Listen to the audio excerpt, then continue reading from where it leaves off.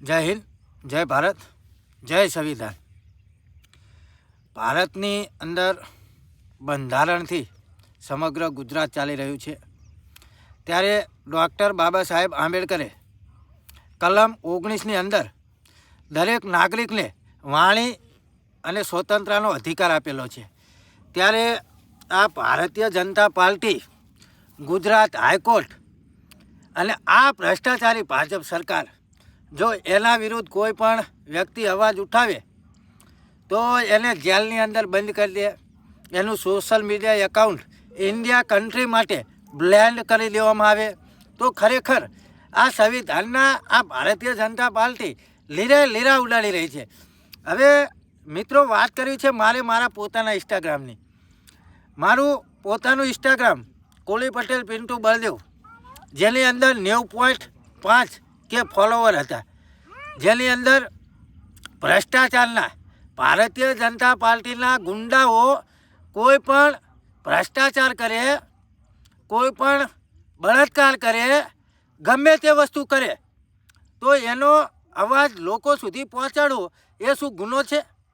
પરંતુ આ ભારતીય જનતા પાર્ટીની સરકારની અંદર જ્યારે આપણા જે વાણી સ્વતંત્રનો અધિકાર જે આપણે બીજાને કહીએ ને એ ગુનારૂપ હોય ને, એ રીતે મારું એકાઉન્ટ બ્લેન્ડ કરી દેવામાં આવ્યું માત્ર ઇન્ડિયા પૂરતું.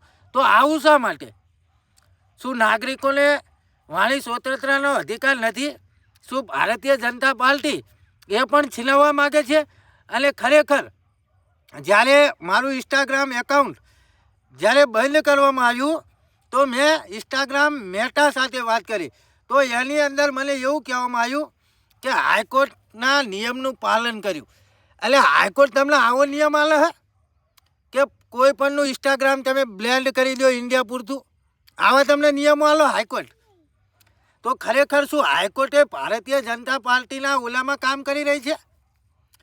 ખૂબ જ વિચારવા લાયક કામ છે, વિચારવા જેવી વાત છે. ગુજરાતની અંદર મારી એકલી નહીં પરંતુ ઘણા બધાની આઈડી બેન્ડ કરવામાં આવી છે. તમે મેન ક્રિકેટર વિરાટ કોહલીની પણ આઈડી બેન્ડ કરવામાં આવી હતી, પરંતુ એની તો 24 કલાકની અંદર ચાલુ કરવામાં આવી.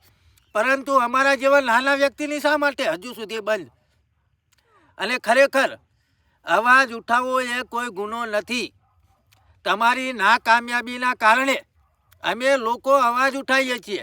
ભારતીય જનતા પાર્ટીના લોકો ગમે ભ્રષ્ટાચાર કરે, બળાત્કાર કરે, ગમે તે કરે, પણ ભારતીય જનતા પાર્ટીનો પટ્ટો ગળામાં હોય એટલે એ છૂટી જાય, કાં પકડાય નહીં. પરંતુ આમ નાગરિક જો અવાજ ઉઠાવે તો એની આઈડી બેન્ડ કરી દેવામાં આવે, એની આઈડી બ્લોક કરી દેવામાં આવે અને જેલને હવાલે કરવામાં આવે. આ કઈ રીતનો કાયદો છે? આ કઈ રીતનો નિયમ છે? ડૉક્ટર બાબા સાહેબ આંબેડકરે દરેકને સમાન અધિકાર સંવિધાનની અંદર આપેલા છે, પરંતુ ખરેખર આ ભારતીય જનતા પાર્ટી હવે રહીને તો સંવિધાનને આ ક્યાંક ને ક્યાંક ઘોળીને પી જશે. સંવિધાન આ ગુજરાતની અંદર, ભારતની અંદરથી આ ખતમ કરી નાખશે આ ભારતીય જનતા પાર્ટી. એટલે ખરેખર હું કહું છું, હવે સમય આવી ગયો છે. ભારતીય જનતા પાર્ટીને હવે જાકારો આપો.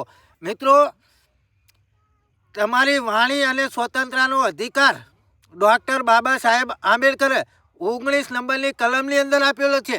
તો આ હાઈકોર્ટ પણ એ કલમનો નિરાધાર કરતી હોય ને એવું વર્તાઈ રહ્યું છે. જુઓ તમે, આ મેટા સાથે ઇન્સ્ટાગ્રામ મેટા સાથે વાત કરેલી અને મેટાએ આ જે અમને જવાબ આપ્યો ને, આ એ રહી ચર્ચા છે. જુઓ તમે, હાઈકોર્ટે બંધ કરી લ્યો.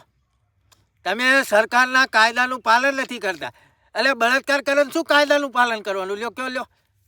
હા, એટલે ખરેખર તમારા કાયદાનું પાલન કરતા હોય ને તો તમે પહેલાં કાયદામાં રહો, ભારતીય જનતા પાર્ટી, અને પછી કોઈક પ્રજાના કાયદામાં ફાયદાની વાતો પછી કરજો. હું કોઈ પક્ષનો વિરોધ કરતો નથી, પરંતુ એટલું ચોક્કસ કહીશ કે દરેક લોકોને વાણી સ્વતંત્રનો અધિકાર છે અને એ મળવો જોઈએ. બાકી મિત્રો, ખરેખર આ વિડીયો છે ને બને એટલો આગળ શેર કરો. જય ભારત, જય સંવિધાન.